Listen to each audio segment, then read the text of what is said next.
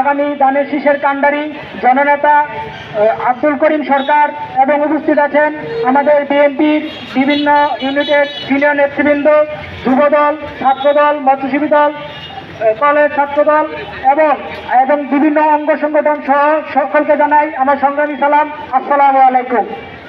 আমরা জানি গত 15-16 বছর ধরে এই ফ্যাসিস্ট হাসিনা সরকার আমাদেরকে কিভাবে আমাদের উপর জুলুম নির্যাতন চালিয়ে গেছে, এবং আমরা ধিক্কার জানাই তিনি আইনাগরের মতো একটি গড় প্রতিষ্ঠিত করে সেখানে বিভিন্ন অসহায় মানুষদেরকে আজকে জুলুম নির্যাতনের শিকার করিয়েছে।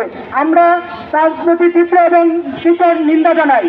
আমরা এই খুনি হাসিনার সর্বোপরি এই খুনি হাসিনার সর্বোচ্চ শাস্তির দাবিতে, সর্বোচ্চ ফাঁসির দাবি জানাই। সকলকে ধন্যবাদ।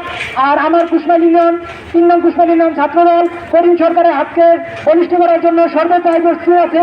ইনশাল্লাহ আমরা আগামীতে করিম সরকারের হাত বলিষ্ঠ করব। আসসালামু আলাইকুম।